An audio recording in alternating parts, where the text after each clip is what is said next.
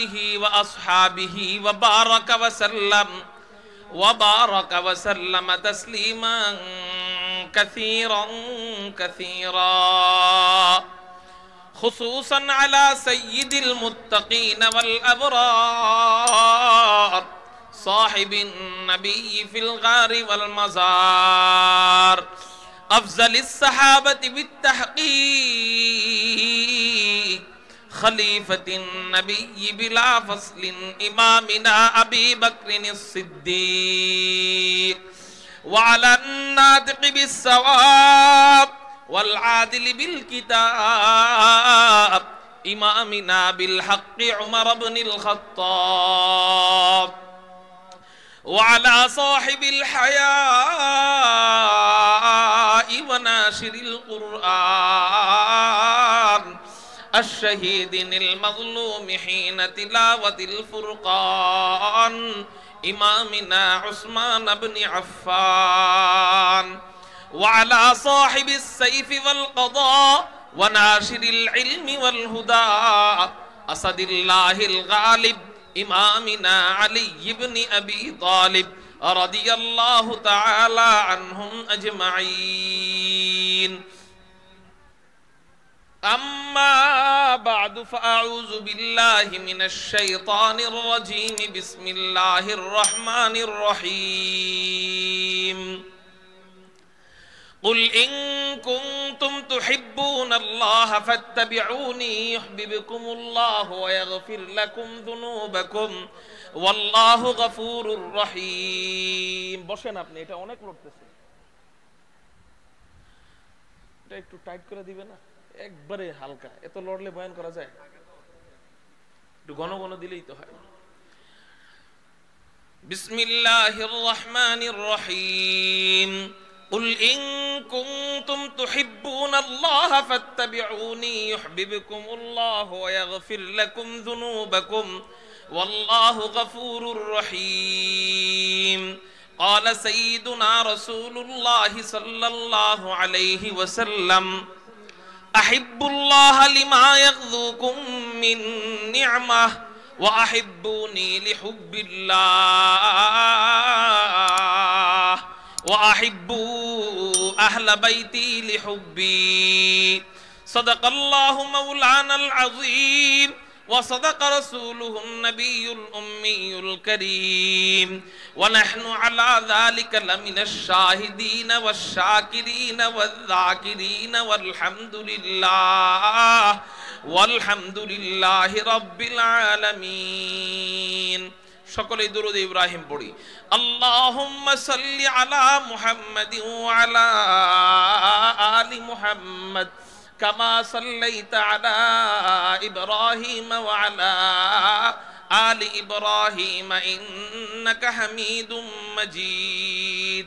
আল্লাহুম্মা বারিক আলা মুহাম্মাদিন ওয়া আলা আলি মুহাম্মাদ كما باركت على إبراهيم وعلى آل إبراهيم إنك حميد مجيد। मकसद हो अगर तरबियत लाल बदख्शा, मकसद हो अगर तरबियत लाल बदख्शा, बेसोद है फटके हो खुर्शीद का परताओ, बेसोद है फटके होए खुर्शीद का परताओ। दुनिया रिवायात के पंदों में गिरफ्तार, दुनिया रिवायात के पंदों में गिरफ्तार, क्या मदरसा वालों की तगुदाओ, क्या मदरसा वालों की तगुदाओ। कर सकते थे जो अपनी जमाने की इमामत, कर सकते थे जो अपनी जमाने की इमामत, वो कहो न दिमाग अपने जमाने के है पैरो, वो कहो न दिमाग अपने जमाने के है पैरो।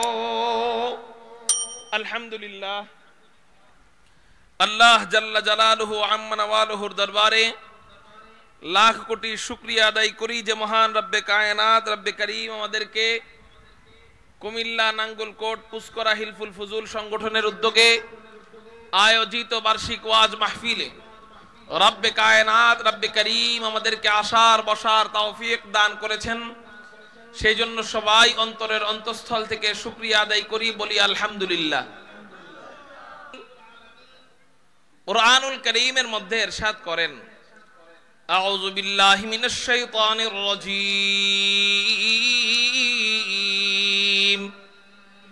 বিসমিল্লাহির রহমানির রহিম, قل إن كنتم تحبون الله فاتبعوني يحببكم الله ويغفر لكم ذنوبكم والله غفور رحيم।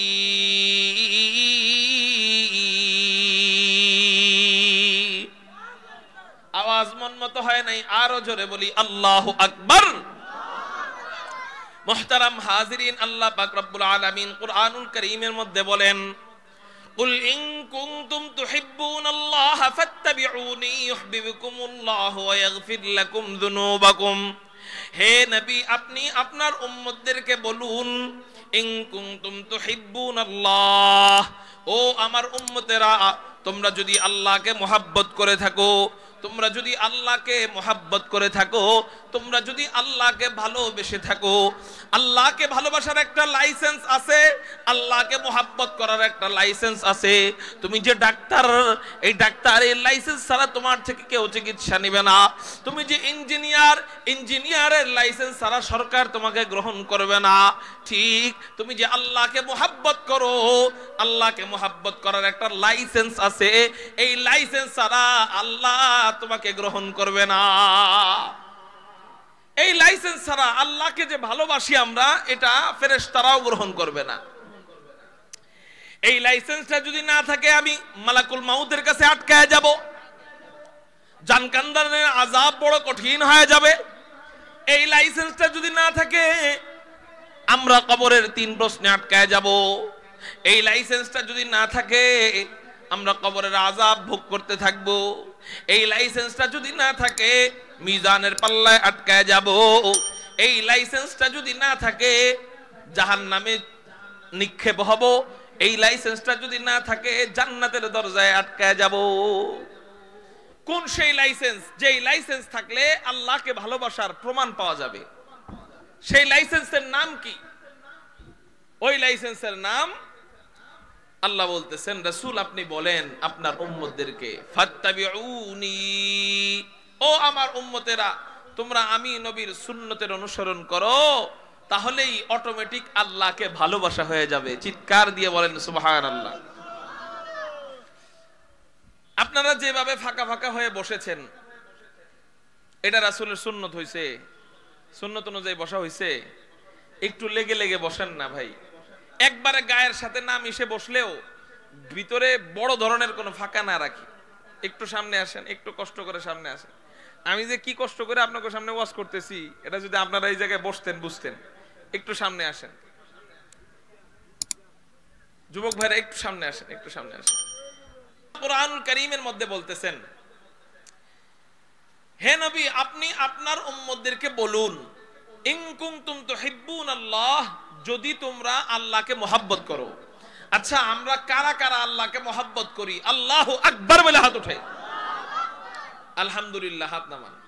আল্লাহকে মুহাব্বত করি, এটা মুখে বললে হবে না? আল্লাহ যেমনে বলে ওইভাবে মুহাব্বত করতে হবে। মুখে বললে এটা আল্লাহ গ্রহণ করবে?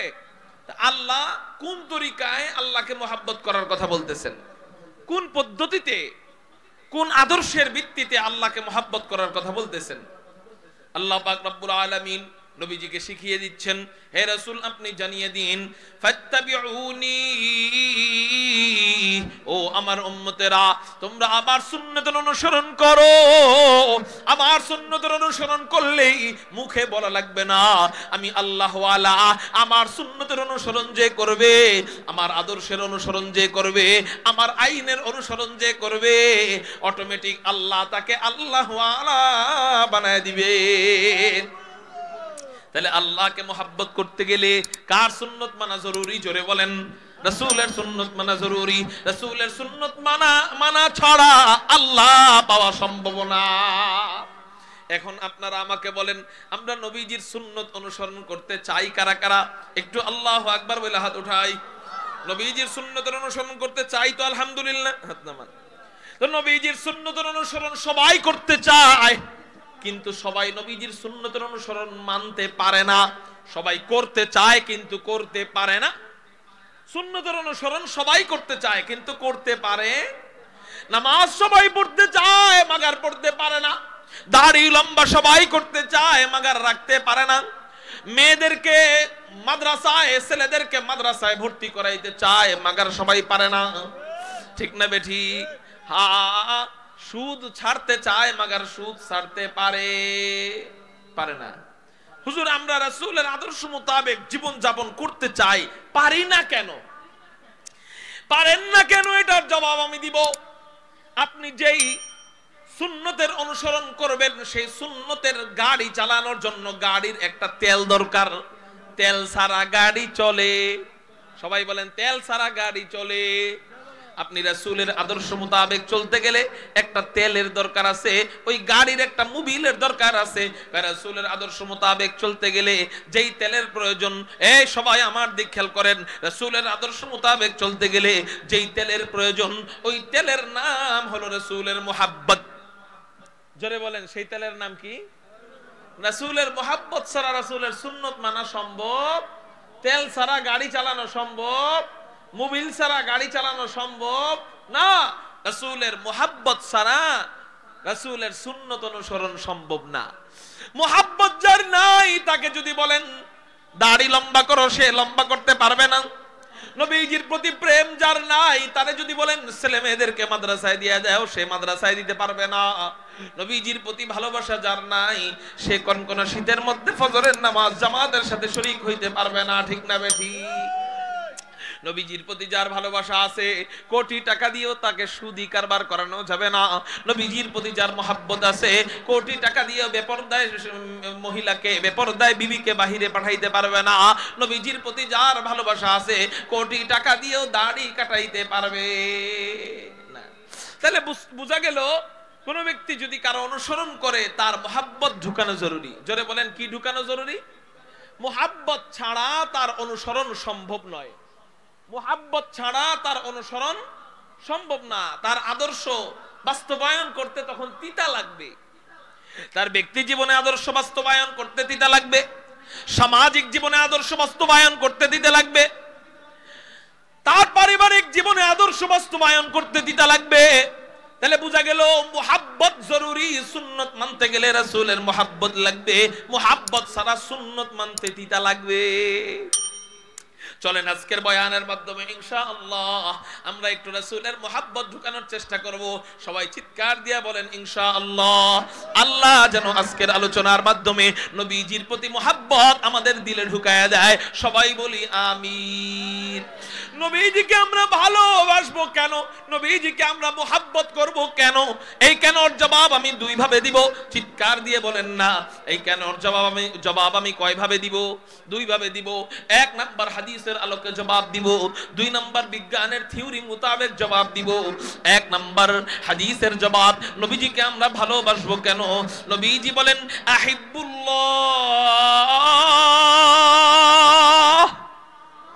আওয়াজ এরকম মরা মানুষের মতো থাকলে চলে না। কুমিল্লার মুসলমান আল্লাহওয়ালাদের ঘাঁটি, ওলামায়ে কেরামদের ঘাঁটি এই কুমিল্লা। এই কুমিল্লার মুসলমানদের মুখের আওয়াজ এত বিড়ালের মতো থাকলে হয় না, সিংহের মতো গর্জন দিতে হবে। চিৎকার দিয়ে বলেন আল্লাহু আকবার। এই সাউন্ড আপনাদের থেকে আমি চাই, পাবো তো ইনশাআল্লাহ। বয়ানের শেষ পর্যন্ত চাই, পাবো তো ইনশাআল্লাহ। নবীজি বলেন আহিব্বুল্লাহ, আহিব্বুল্লাহ লিমা ইয়াগদুকুম মিন নি'মাহ। এক নাম্বার তোমরা মুহাব্বত করবা কাকে? আওয়াজ হয় নাই, আরো জোরে বলেন। এক নাম্বার মুহাব্বত করব কাকে? আল্লাহকে। কেন মুহাব্বত করবা? নবীজি বলেন লিমা ইয়াগদুকুম মিন নি'মাহ। আল্লাহ তোমাদের তোমাদেরকে অনেক ধরনের নেয়ামত দান করেছেন, এই জন্য তোমরা আল্লাহকে মুহাব্বত করবা। 2 নাম্বার তোমরা মুহাব্বত করবা কাকে? নবীজি বলেন ওয়াহিব্বুনি লিহুব্বিল্লাহ। 2 নাম্বার তোমরা মুহাব্বত করবা কাকে? নবীজি বলেন 2 নাম্বার ওয়াহিব্বুনি, আমি নবীরে মুহাব্বত করবা। একটু চিৎকার দিয়া বলেন সুবহানাল্লাহ। কেন আমি নবীকে মুহাব্বত করবা? কয় লিহুব্বিল্লাহ, আল্লাহর জন্য তোমরা আমি নবীকে ভালোবাসবা। অর্থাৎ জবাব পাওয়া গেল নবীকে ভালোবাসবো কেন? জবাব হলো আল্লাহর জন্য। প্রশ্ন করব আমি, জবাব দিবেন আপনারা, নবীজিকে ভালোবাসবো কেন? কার জন্য ভালোবাসবো? অর্থাৎ নবী ছাড়া আল্লাহ পাওয়া যাবে, নবীর ভালোবাসা ছাড়া আল্লাহকে পাওয়া যাবে। এই হলো হাদিসের জবাব। এবার আসেন বিজ্ঞানের থিওরি কি বলে নবীজিকে কেন ভালোবাসবো, বিজ্ঞানের আলোকে নবীজিকে কেন ভালোবাসবো। নাস্তিকদেরকে যদি আপনি হাদিস দিয়ে জবাব দেন ওরা মানবে না, কারণ ওরা হাদিস তো মানেই না। অমুসলিমদেরকে যদি হাদিস দিয়ে জবাব দেন ওরা মানবে না। যেমনি ওরা মানবে ওইভাবে ওদেরকে যুক্তি দিয়ে বুঝাইতে হবে। নবীজিকে ভালোবাসার ব্যাপারে বিজ্ঞানের থিওরি কি বলে, বিজ্ঞানের যুক্তি কি বলে, চলেন শোনায়া দেই। যে সমস্ত বৈজ্ঞানিকরা মানুষের মন নিয়ে গবেষণা করেন, মানুষের দিল নিয়ে গবেষণা করেন, এই সমস্ত বৈজ্ঞানিকরা বলেন একজন মানুষ আরেকজন মানুষকে 4 কারণে মুহাব্বত করে। চিৎকার দিয়ে বলেন না মুহাব্বতের কারণ কয়টা? এতদিন শুনছেন নামাজ ভাঙার কারণ কয়টা, এতদিন শুনছেন ওযু ভাঙার কারণ কয়টা, এতদিন শুনছেন রোজা ভাঙার কারণ কয়টা, এতদিন শুনছেন ঈমান ভাঙার কারণ কয়টা, আজকে শুনবেন ভালোবাসার কারণ কয়টা? আরো জোরে কয়টা? কি কি ভালোবাসার 4 কারণ? 1 নাম্বার জামাল,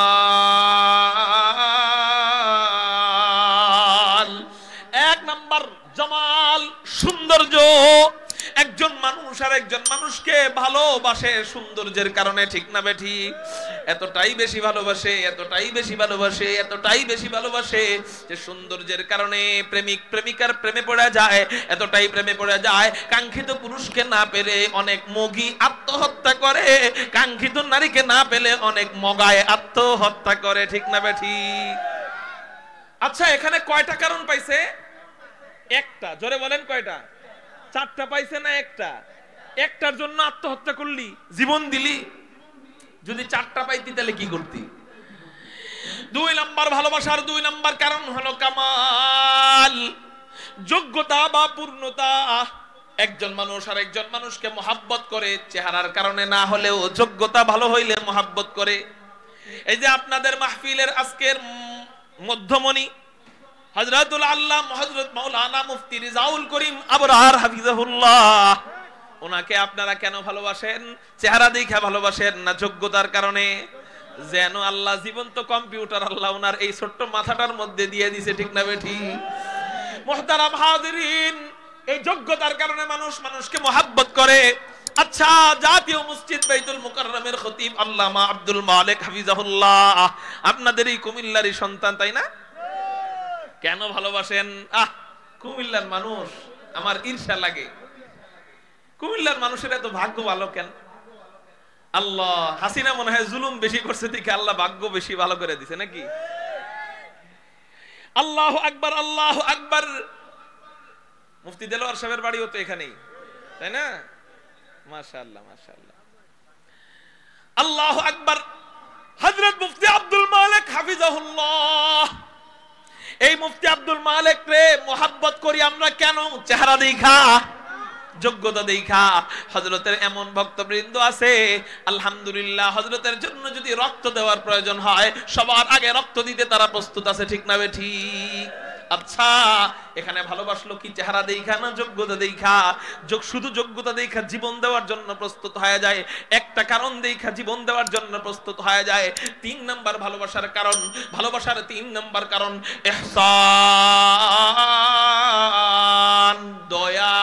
সুবহানাল্লাহ, একজন মানুষ আর একজন মানুষকে দয়ার কারণে ভালোবাসে।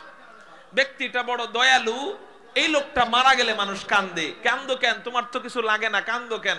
কয় উনি অনেক দয়ালু ছিল, আমি অসুস্থ হইলে আমার খোঁজ খবর নিত, এখন আর কেউ খোঁজ খবর নেয় না, এজন্য কান্দি। ঠিক না বে ঠিক? আচ্ছা, দয়ার কারণে মানুষ মানুষকে মহাব্বত করলো। ভালোবাসার 4 নম্বর কারণ হলো করাবাত, আত্মীয়তা। একজন মানুষ আর একজন মানুষকে আত্মীয়তার কারণে মহাব্বত করে, আত্মার বন্ধন, এই জন্য মহাব্বত করে। এতটাই মহাব্বত করে, আত্মীয় ঝগড়া থাকলেও যদি কোনো খবর কানে যায় যে আমার অমুক আত্মীয়র গায়ে অমুক বংশের কেউ হাত দিছে, অমুক ইউনিয়নের কেউ আমার আত্মীয়র গায়ে হাত দিছে, সাথে সাথে দা কুড়াল নিয়ে নাইমা যায়। ঠিক না বে ঠিক? সাহস কত বড়! আমার আত্মীয়র গায়ে হাত দিছে, আমি আর সে ঝগড়া থাকতে পারি, কিন্তু তারে তুই মারবি কে? তুই মারার কে? ঠিক না বে ঠিক? আচ্ছা, তো 4 নাম্বার আত্মীয়তা। আত্মীয় হওয়ার কারণেও মানুষ জীবন দিয়ে মহাব্বত করে।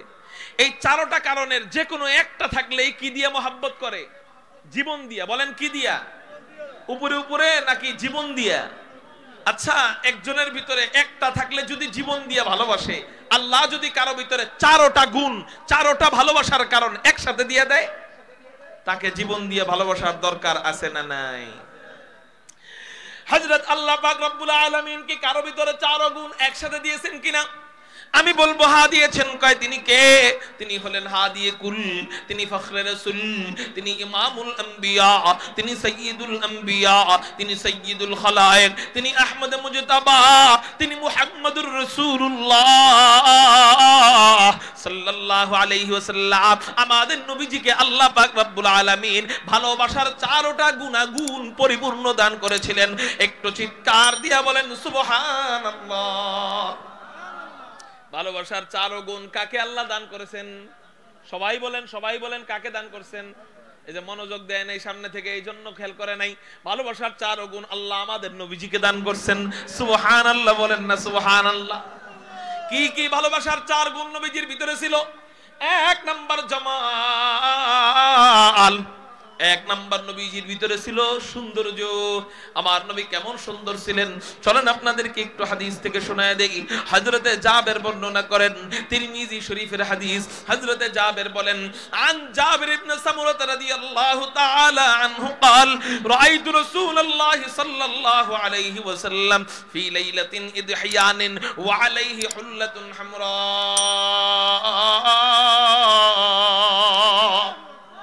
না আপনারা পুতায় গেছেন? নাইমা যাই, চিৎকার দিয়ে বলেন আল্লাহু আকবার। হযরতে জাবের বলেন, আমি হুজুর আকরাম সাল্লাল্লাহু আলাইহি ওয়াসাল্লামকে এক চন্দ্রোজ্জ্বল রজনীতে, এক চাঁদের রজনীতে আমি নবীজিকে দেখতে পাইলাম। লাল ডোরাকাটা কাপড় পরিহিত অবস্থায় নবীজি বসে রয়েছেন।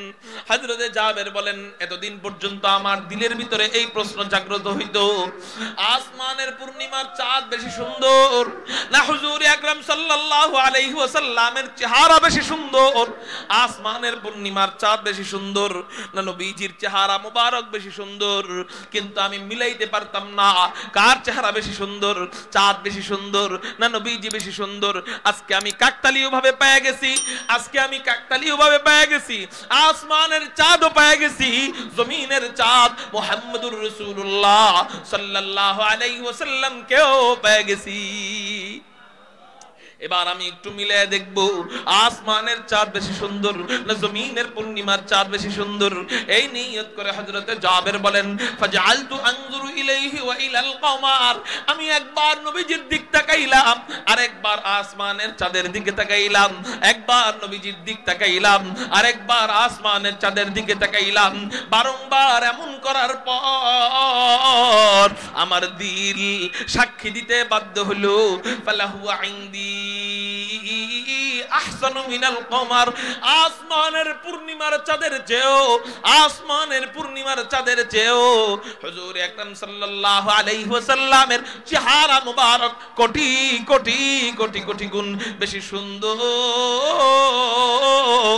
একটু চিৎকার দিয়া বলেন না সুবহানাল্লাহ। এই জন্যই তো হযরতে আম্মা জান আয়েশা রাদিয়াল্লাহু তাআলা আনহাকে রমণীরা জিজ্ঞাসা করে, ওগো আম্মা জান আয়েশা, বলো তো দেখি হযরতে ইউসুফ বেশি সুন্দর না তোমার স্বামী মুহাম্মদ বেশি সুন্দর? সুবহানাল্লাহ। কার সাথে মিলাইছে দেখছেন নি? আমি আপনি হইলে উত্তর দিয়া দিতাম ইউসুফ বেশি সুন্দর অথবা আমার নবী বেশি সুন্দর। বিশেষ করে উম্মতে মুহাম্মদী হইলে উত্তর দিত আমাদের নবী বেশি সুন্দর। কিন্তু হযরতে আয়েশা যাই উত্তর দিবেন তাতেই সমস্যা, ইশকাল থাকবে। ডাইনে গেলেও বিপদ, বামে গেলেও বিপদ। যদি বলেন আমার নবী মুহাম্মদুর রাসূলুল্লাহ বেশি সুন্দর, মানুষ বলবে জামাই কালো হইলেও তো ভালো, ঠিক না ঠিক? আর যদি বলেন হযরত ইউসুফ বেশি সুন্দর, মানুষ বলবে দেখছো নি তামসা, নিজের স্বামীকে রাইখা আরেক বেটারে সুন্দর কয়। এইজন্য হযরত আয়েশা ডাইনে গেলেও ধরা, বামে গেলেও ধরা, মাঝখানে হিকমত বের করছেন। ওয়াল কুরআনিল হাকীম,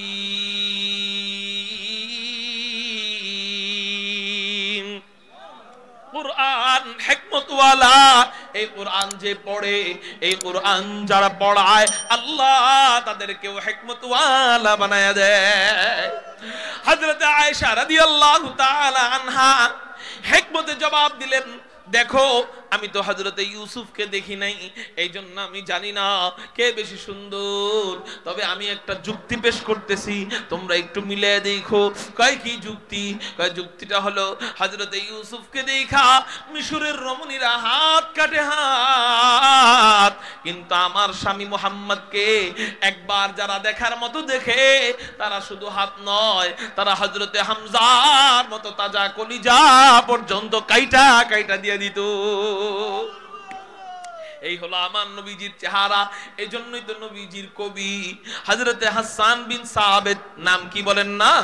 নবীজির কবি হযরতে হাসান বিন সাবিত নবীজির কাছে যায় বলেন, ইয়া রাসূলুল্লাহ, ইয়া হাবিবাল্লাহ, আপনার শানে আমি একটা কবিতা বানাইছি, বলবো নি রাসূল? আপনি একটু চিন্তা করেন না, কেমন দামি কবি আর কেমন দামি তার কবিতা। এই কবিতা শুননেওয়ালাকে, এই কবিতা শোনেন কে? এই কবিতা শোনেন স্বয়ং হাদি কুল ফখরে রাসূল ইমামুল আম্বিয়া সাইয়্যিদুল আম্বিয়া সাইয়্যিদুল খালায়েক আহমদ মুজতাবা মুহাম্মদুর রাসূলুল্লাহ সাল্লাল্লাহু আলাইহি ওয়াসাল্লাম নিজে শ্রোতা হয়া এই কবিতা শোনেন। তাহলে আপনি একটু চিন্তা করেন না, এই কবিতা কত দামি যেই কবিতা নবীজি শোনেন, আর ওই কবি কত দামি যার কবিতা নবীজি শোনেন। তাহলে যেই কবিতাটা বলছিল নবীজির শান নিয়ে, এই কবিতাটা বলবো নি আপনাদের কাছে? যদি বলি তার মতো সুন্দর তো আর আমার মুখে লাগবে না, তার মতো রুহানিয়াত, তার মতো কণ্ঠ তো আমার নাই। তারপরেও কবিতা তো এক, ঠিক না ঠিক? কবিতা তো এক। এই জন্য কবিতা বুঝি আর না বুঝি, শোনার সাথে সাথে আল্লাহু আকবার বলে চিৎকার দিতে পারবো তো ইনশাআল্লাহ? আল্লাহু আকবার, আল্লাহু আকবার। হযরত হাসান বিন সাবিত নবীজির শানে কবিতা গায়, ওয়া আহসানু মিন কালাম তারাকাতু আইনি ওয়া আজমালু মিন কালাম তালিদিন নিসাউ খুলিকতা মুবাররাআম মিন কুল্লি আইবি।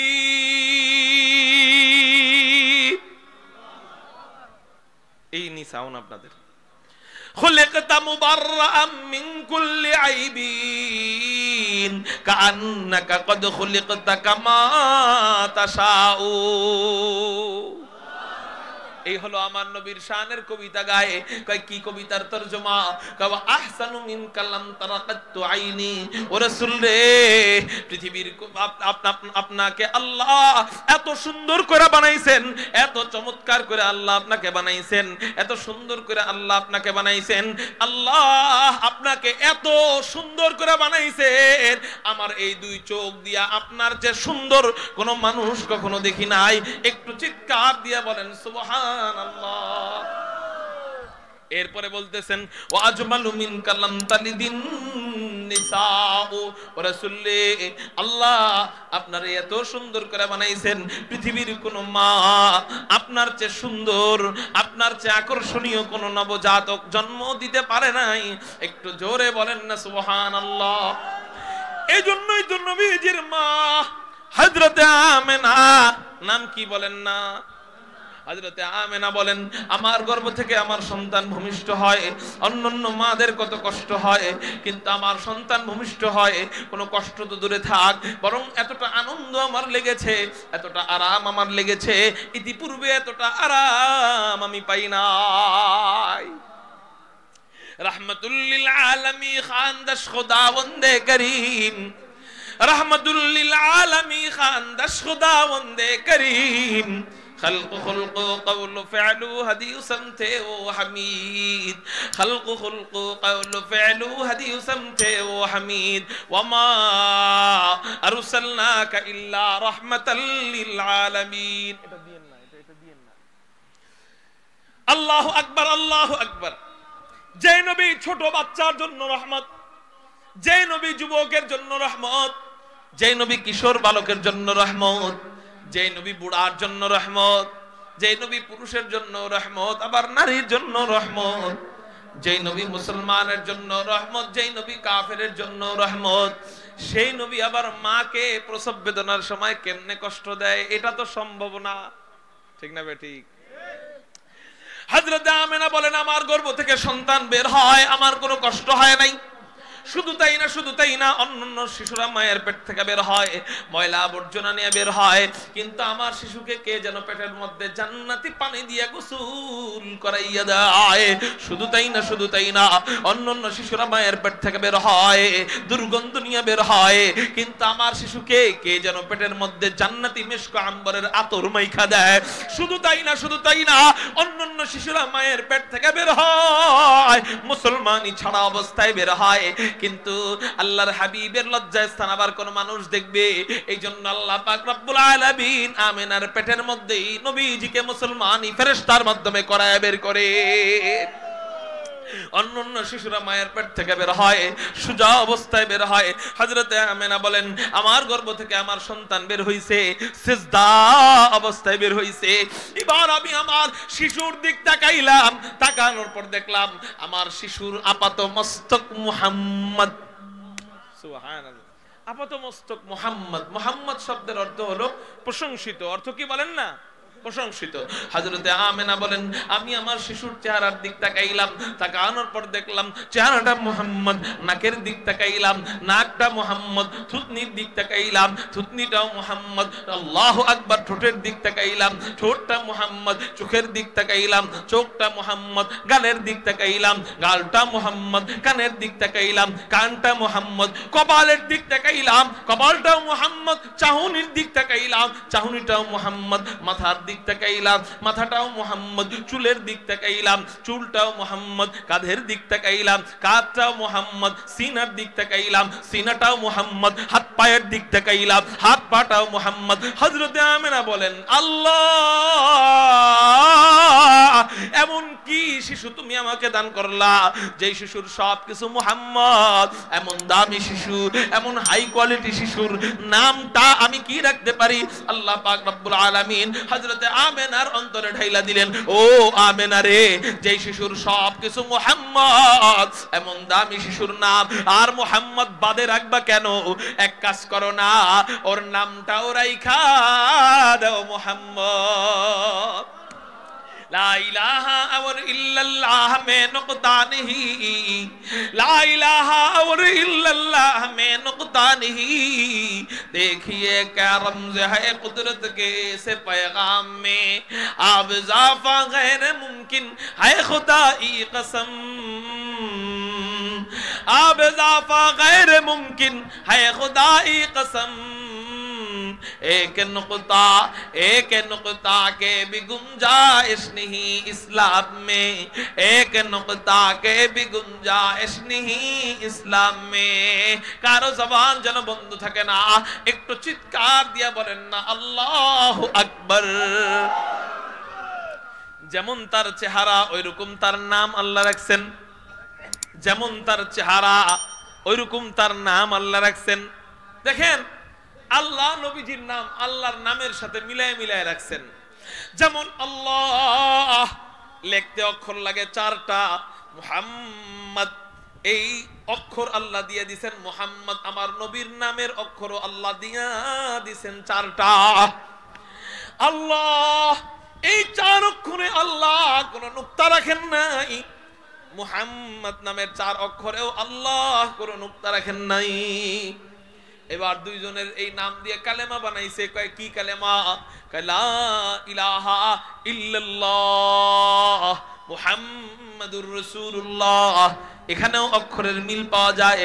কয় লা ইলাহা ইল্লাল্লাহ, এখানে আল্লাহ অক্ষর রাখছেন 12টা, মুহাম্মাদুর রাসূলুল্লাহ। ও রাসূল, তোমার যদি 11 অক্ষর দেই তোমার মন খারাপ হইতে পারে, তুমি বেজার হইতে পারো। যাও রাসূল, আমার অক্ষর কালেমার 12টা, তোমার অক্ষর মুহাম্মাদুর রাসূলুল্লাহ, এখানেও দিয়া দিলাম অক্ষর 12টা। আমার কালেমার অংশ লা ইলাহা ইল্লাল্লাহ, আমার কালেমার অংশ লা ইলাহা ইল্লাল্লাহ। এখানে আমি আল্লাহ কোন নুক্তা রাখি নাই। তোমার কালেমার অংশ মুহাম্মাদুর রাসূলুল্লাহ, এখানেও আমি আল্লাহ কোন নুক্তা রাখি নাই। আল্লাহ পাক রব্বুল আলামিন এমন এক আশ্চর্য নাম দিয়েছেন যেই নাম খতমে নবুয়তের দলিল, খতমে নবুয়তের প্রমাণ বহন করে। আমার নবীর আগে 1.25 লক্ষ পয়গম্বরের আগে পিছে হবে, কম বেশ হবে, 1.25 লক্ষ পয়গম্বর পিছনে চলে গেছে। কারো নামের সাথে এই 4টা মিল পাওয়া যায় না। সব নবীর নামের ভিতরে নুকতা পাওয়া যায়। লা ইলাহা ইল্লাল্লাহ আদম সফিউল্লাহ, লা ইলাহা ইল্লাল্লাহ ঈসা রূহুল্লাহ, লা ইলাহা ইল্লাল্লাহ ইসমাঈল যবিহুল্লাহ, লা ইলাহা ইল্লাল্লাহ ইব্রাহিম খলিলুল্লাহ, লা ইলাহা ইল্লাল্লাহ ঈসা রূহুল্লাহ। প্রত্যেক নবীর মধ্যেই নুকতা পাওয়া যায়, প্রত্যেক নবীর কালেমায় নুকতা পাওয়া যায়, প্রত্যেক নবীর নামে নুকতা পাওয়া যায়। নুকতা দিয়া কি বুঝাইলো? আমরা লেখার পরে ডট ডট ডট ডট দেই কেন, কখন দেই? কেউ সালাম দিল আসসালামু আলাইকুম ওয়া রাহমাতুল্লাহ, আপনি লিখলেন ওয়া আলাইকুমুস সালাম ওয়া dot dot dot dot dot, ওয়া আলাইকুমুস সালাম ওয়া দিয়া ড্যাশ ড্যাশ ড্যাশ ফোঁটা দিলেন। কি বুঝাইলেন এটা? আমার সালামের উত্তর শেষ হয় নাই, ফোঁটা দিয়া বুঝাইলাম আরো আছে। কবি বলেন অন্যান্য নবীদের কালেমার ভিতরে আল্লাহ নুকতা দিছে, অন্যান্য নবীর নামের ভিতরে অথবা উপাধির ভিতরে আল্লাহ নুকতা দিছে। নুকতা দিয়ে আল্লাহ বুঝাইছে dot dot dot dash dash dash, আরো নবী আছে, আরো নবী আছে, পরিপূর্ণ হয় নাই। ডট দিয়ে বুঝাইছেন আরো কিছু আছে, আরো কিছু আছে, পরিপূর্ণ হয় নাই।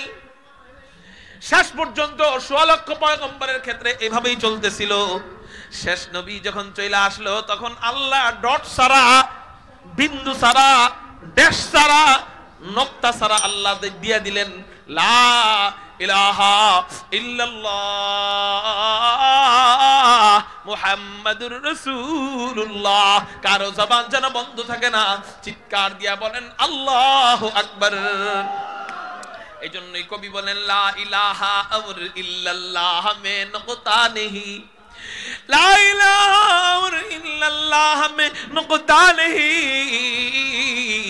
देखिए क्या रमज है कुदरत के ऐसे पैगाम में, अब इजाफा गैर मुमकिन है खुदाई कसम, अब इजाफा गैर मुमकिन है खुदाई कसम। एक नुक्ता के भी गुंजाइश नहीं इस्लाम में, एक नुक्ता के भी गुंजाइश नहीं इस्लाम में। অন্য কোন নাম এখানে আনলে এরকম পারফেক্ট হইতো না। যেমন নবীর চেহারা ওইরকম পারফেক্ট আল্লাহ নবীজির নামও দিয়ে দিছে। তো এই জন্য হযরত আমেনা বলেন আমি আমার শিশুর যেই দিকটা তাকাইতেছিলাম ওই দিকটাই মুহাম্মদ, ওই দিকটাই চমৎকার, ওই দিকটাই প্রশংসিত। এইজন্য হযরত হাসান বিন সাবিত কবিতা গায়, ওয়া আহসানু মিন কালাম তারাকাতু আইনি ওয়া আজমালু মিন কালাম তালিদিন নিসাউ খুলিকতা মুবাররাআম মিন কুল্লি আইবি خلقت مبرأ من كل عيب كأنك قد خلقت كما تشاء كأن ইন্নাকা কাদ খুলিকতা কামা তাশাউ। এই হলো আমার নবীর চেহারার বর্ণনা। সুবহানাল্লাহ বলেন। এতক্ষণ পর্যন্ত সুন্দর বলছে, নবীজির চেহারার প্রশংসা করলো কারা? নিজের দলের লোকেরা। জোরে বলেন, কারা প্রশংসা করলো? নিজের দলের লোকেরা। আচ্ছা বলেন তো আপনারা, নিজের দলের লোকেরা প্রশংসা করলে এটা বেশি মজবুত হয় না বিরোধী দলের লোকেরা প্রশংসা করলে এটা বেশি মজবুত হয়? বলেন কারা? বিরোধী দলের লোক। নিজের দলের লোক তো প্রশংসা করবেই, আওয়ামী লীগের লিডারের প্রশংসা তো আওয়ামী লীগের পোলাপান করবেই, বিএনপির লিডারের প্রশংসা তো বিএনপির পোলাপান করবেই। আওয়ামী লীগের প্রশংসা তো আর বিএনপি করে না, বিএনপির প্রশংসা তো আর আওয়ামী লীগ করে না। হযরত এতক্ষণ পর্যন্ত যারা আমার নবীর প্রশংসা করলো তারা কে? সব নিজের দলের লোক। যেমন হযরতে জাবের প্রশংসা করলেন। হযরতে জাবের কে? নিজের দলের লোক। হযরতে জাবের হলো নবীজির আদরের সাহাবী। এরপর প্রশংসা করলেন হযরতে আয়েশা। আয়েশা কে? নিজের দলের লোক, নবীজির বিবি। আর কে প্রশংসা করলেন? হযরতে আমেনা। আমেনা কে? নিজের দলের লোক, নবীজির মা। আর কে প্রশংসা করলেন? হাসান বিন সাবিত কে? নিজের দলের লোক, নবীজির কবি। হুজুর একজনও তো অমুসলিম অথবা নবীজির বিরোধী দলীয় কেউ প্রশংসা করে নাই। আমি বলবো মিয়া, আমার নবীকে অন্য নেতার সাথে মিলাইলে চলবে না। Mind your change.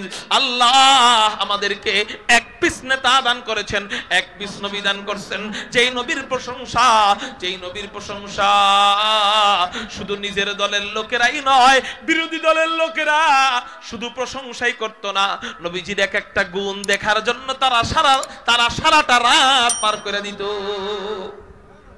শুধু প্রশংসা করতো না, নবীজির যেই গুণাবলী ছিল এই গুণাবলীগুলা দেখার জন্য তারা সারা রাত পার করে দিত। আবু জাহেল, আবু লাহাব, আবু সুফিয়ান ঘোষণা দিত মুহাম্মাদের তেলাওয়াত যে শুনবে তাকে প্রকাশ্যে গলা কাটা হবে। ঘোষণা দিত কারা? আবু জাহেল, আবু লাহাব, আবু সুফিয়ান। মুহাম্মাদের তেলাওয়াত যে বা যারা শুনবে তাদেরকে কচু কাটা করা হবে। কিন্তু রাত হইলে এরা এপিস হইতো এপিট হইতো ওপিট হইতো, এপাশে যাইতো ওপাশে যাইতো। বিবি জিজ্ঞাসা করতো কিও ঘুমান না কেন? সারাদিন তো মুহাম্মাদের বিরুদ্ধে মিটিং মিছিল করলেন, আন্দোলন করলেন, এখন তো একটু রাত্রে ঘুমানো দরকার, আবার তো সকালবেলা মুহাম্মাদের বিরুদ্ধে নামবেন। আবু জাহেল, আবু লাহাব উত্তর দেয়, আরে যতই মুহাম্মাদের বিরোধিতা করি না কেন, যতই মুহাম্মাদের তেলাওয়াত শুনতে বাধা দেই না কেন, আমাদের নিজেদেরই মুহাম্মাদের তেলাওয়াতের কথা মনে পড়লে আর রাত্রে বেলা ঘুম আসে না। বিবি গো একটু অনুমতি দাও, আমি যাব, একটু তেলাওয়াত শুই নাই চলে আসবো।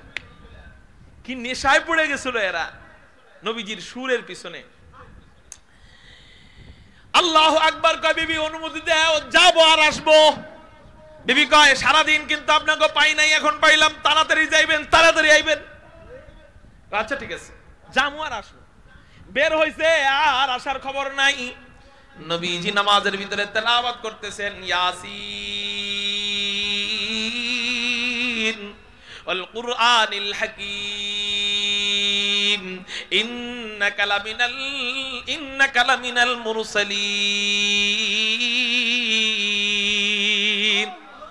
আলা সিরাতিম মুস্তাকিম। নবীজি তেলাওয়াত করতেছেন, আবু জাহেল ঘরের এক কোনায় দাঁড়ায় তেলাওয়াত শুনতেছে, আবু লাহাব ঘরের আরেক কোনায় দাঁড়ায় তেলাওয়াত শুনতেছে, আবু সুফিয়ান ঘরের আরেক কোনায় দাঁড়ায় তেলাওয়াত শুনতেছে। মক্কার কাফেরদের লিডাররা আল্লাহু আকবার আল্লাহু আকবার তেলাওয়াত শুনতে শুনতে শুনতে শুনতে সারা রাত পার হয়ে কখন যে ফজরের আজান হয়ে গেছে এদের কোনো টেরই নাই। দিন যখন হয়ে গেছে, সূর্য উঠা উঠা ভাব, এরা হায় হায় রে, এখন তো তাড়াতাড়ি যাইতে হইব, কারণ আমরা যদি পুরা সূর্য উঠে গেলে যাই মানুষ দেখে ফেলবে। দৌড় দিছে বাড়ির দিকে, দৌড় দিতে যায় 3জন 4জন ছিল, এদের সাথে এদের ধাক্কা খাইছে। তুমি এদিকে কেন? আবু জাহেল আবু লাহাব রে কয় তুমি এদিকে কে? আবু লাহাব আবু জাহেল রে কয় তুমি এদিকে কে? আবু সুফিয়ান কয় এই তোমরা এদিকে কেন? এরা তো গেছে নবীর তেলাওয়াত শুনতে, কিন্তু এখন একটা কয়ে বাসন লাগবো না, ইন্নাকা লা তাহদি মান আহবাবতা ওয়ালাকিন্নাল্লাহা ইয়াহদি মান ইয়াশা। হেদায়েত কার হাতে বলেন না? হেদায়েত হওয়ার জন্যই তো ওই রাতটাই যথেষ্ট। হেদায়েত যদি কপালে থাকে তাহলে ওই রাতটাই তো যথেষ্ট। একজনে আরেকজনে ভুল বুঝা নবীজির কাছে যাওয়ার কথা ছিল, যে আসলে আমরা তিনজনই ভুল বুঝলাম, চারজনই ভুল বুঝলাম। মুহাম্মাদের তেলাওয়াতের ভিতরে আসলে মধু আছে। এই তেলাওয়াত কোনো মানুষের বানানো নয়, এই তেলাওয়াত আল্লাহর ঐশী গ্রন্থ, এটা আল্লাহর কালাম। এই জন্যই এত মধু এই তেলাওয়াতে।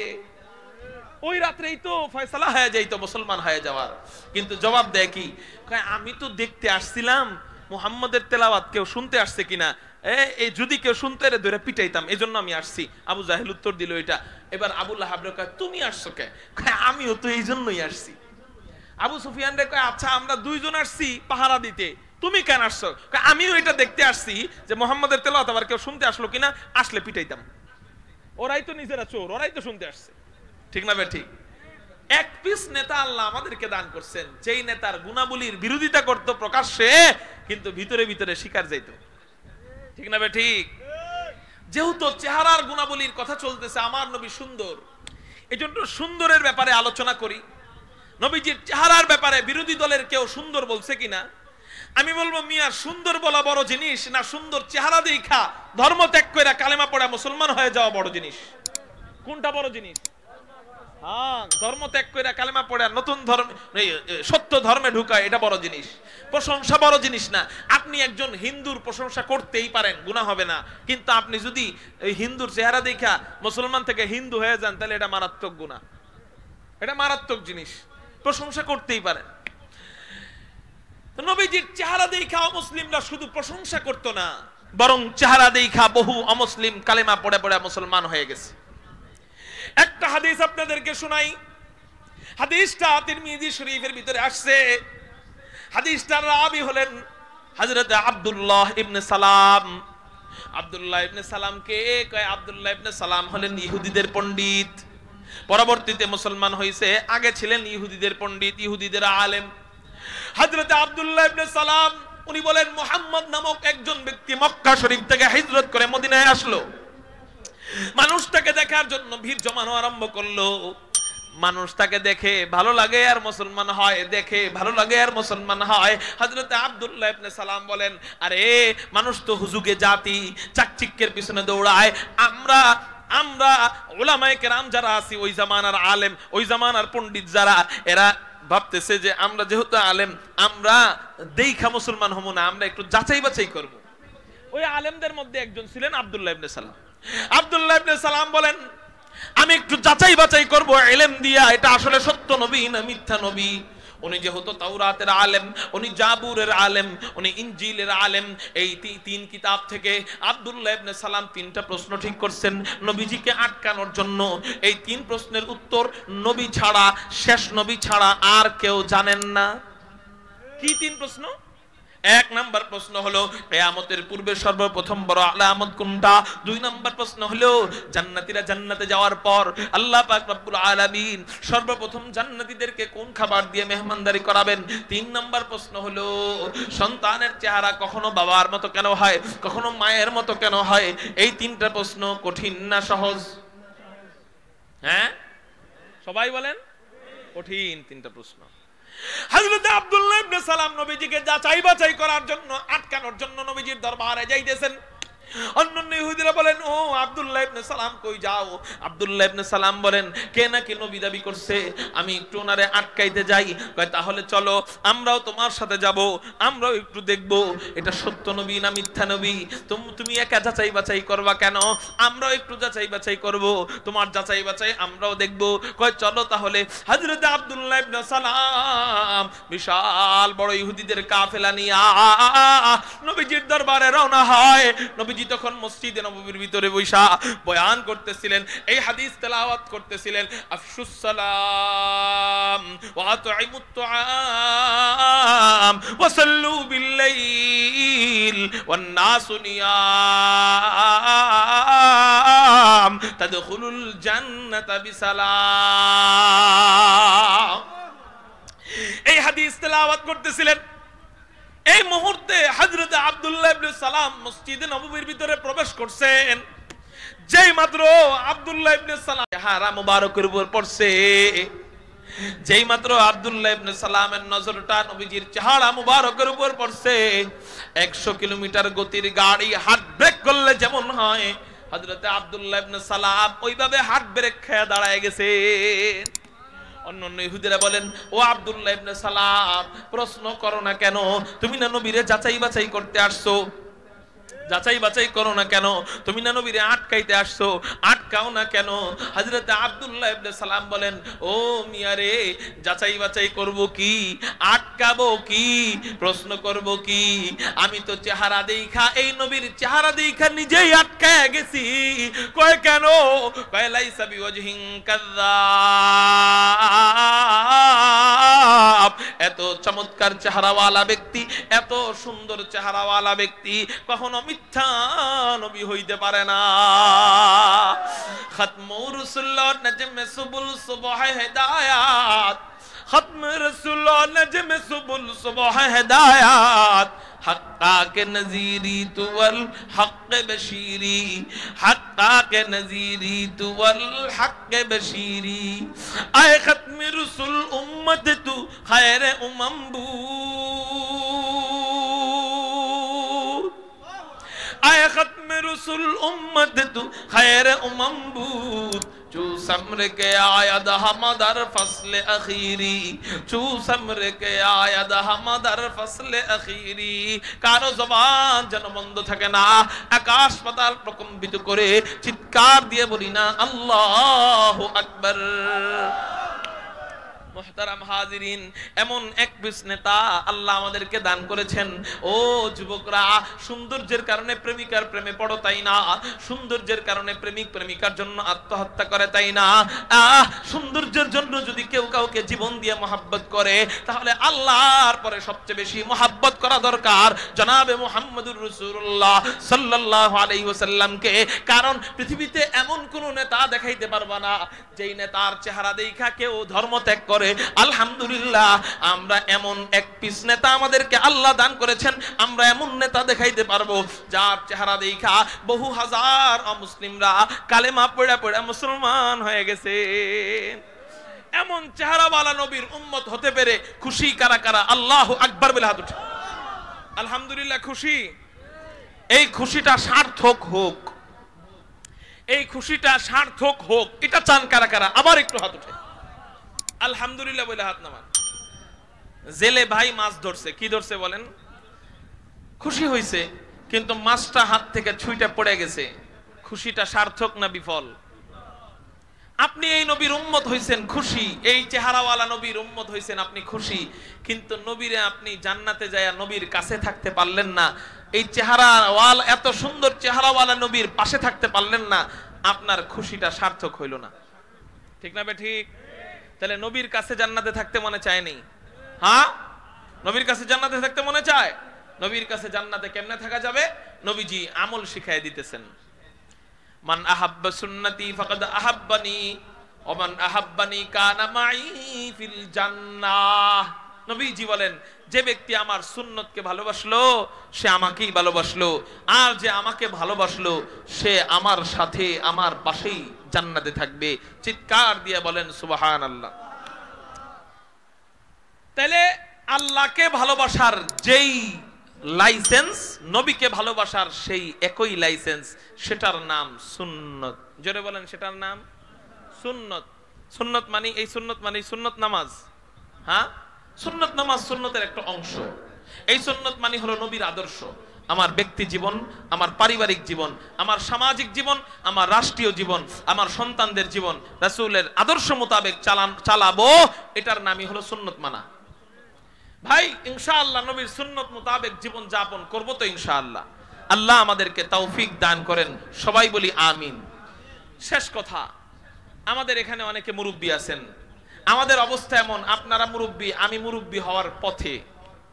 এই তো যৌবন শেষ হয়ে যাবে কিছুদিন পর। আমাদের অবস্থা তো এক পা কবরের দিকে চলেই যাইতেছে। কিন্তু আমরা চাই আমাদের পরবর্তী প্রজন্ম, আগামীতে ফিতনা ফাসাদের জামানা আসতেছে, দাজ্জালি ফিতনা, যত দিন যাবে, কিয়ামত যত কাছাবে, ফিতনা তত বাড়বে না কমবে? হ্যাঁ, হাসিনার সময় যেই ফিতনা ছিল, সামনে সেই ফিতনা আসবে না, এটার গ্যারান্টি কেউ দিতে পারবেন? এজন্য সামনের ফিতনা ফাসাদের জামানায় আমার সন্তানদের ঈমানকে হেফাজত করার দরকার আছে না নাই? বর্তমান জামানায় তিনটা গুনাহ থেকে দূরে থাকলে নবীর আদর্শ মোতাবেক চলা সহজ হয়ে যাবে। কয়টা গুনাহ? এক নাম্বার মোবাইলের গুনাহ। জোরে বলেন, এক নাম্বার কিসের গুনাহ? দুই নাম্বার নারীর ফিতনা। দুই নাম্বার কিসের ফিতনা? তিন নাম্বার নামাজ না পড়ার গুনাহ। তিন নাম্বার কিসের গুনাহ? এই তিনটা গুনাহ থেকে যদি কেউ দূরে থাকে, বর্তমান জামানায় বা ভবিষ্যতে ওলি হওয়ার জন্য আর কিছু দরকার নাই। আলহামদুলিল্লাহ, এই তিনটা গুনাহ থেকে বিরত থাকার প্র্যাকটিস একটা মাত্র প্রতিষ্ঠানে দেওয়া হয়। হাসপাতালে, স্কুলে, কলেজে, রাগ করবেন না, আলিয়া মাদ্রাসায়। আলিয়া মাদ্রাসায় নারী থেকে দূরে থাকা যায়, মোবাইল থেকে দূরে থাকা যায়, নামাজ 5 ওয়াক্ত ঠিক মতো ওখানে পড়া যায়। অনাবাসিক নামাজ 5 ওয়াক্ত পড়বো কখন? একটা মাত্র মার্কাজ আছে, সুন্নতের একটা মাত্র নৌকা আমাদের দেশে চালু আছে, সেটার নাম হলো কওমি মাদ্রাসা। কি মাদ্রাসা? আমার সন্তানকে আমি চোখ বন্ধ করে এখানে দিয়ে দিব, ইনশাআল্লাহ চাইলেও মোবাইল চালাইতে পারবে না, চাইলেও নামাজ কাজা করতে পারবে না, চাইলেও নারীদের সাথে কথা বলতে পারবে না। ওই সন্তান এই প্র্যাকটিস করতে করতে, সুন্নতের প্র্যাকটিস করতে করতে যখন বড় হবে, ফারেগ হয়ে বের হবে, তো 98% আল্লাহ ওয়ালা হয়ে বের হবে। বাকি 2% সবাই যে কওমি মাদ্রাসায় পড়লে ফেরেশতা তা না, 2% নষ্ট হয়ে যাইতে পারে, কিন্তু অধিকাংশ 98% ব্যক্তি আল্লাহ ওয়ালা হয়ে বের হবে। এজন্য কারা কারা রাজি আছেন আমাদের পরবর্তী প্রজন্মের ব্যাপারে আমরা ওসিয়ত করব, তাদেরকে যেন মাদ্রাসায় ভর্তি করায় দেয়? কারা কারা সন্তান নাতিনাতকুর মাদ্রাসায় ভর্তি করবেন? আল্লাহু আকবার বলে হাত উঠান। পাক্কা ওয়াদা ইনশাআল্লাহ? আল্লাহ যেই কথাগুলো আমাকে দিয়ে বলাইলেন, সবাইকে আমল করবার তৌফিক দান করেন, আমিন। ওয়া আখির দাওয়ানা আলহামদুলিল্লাহ। আসসালামু আলাইকুম ওয়া রাহমাতুল্লাহি ওয়া বারাকাতুহু।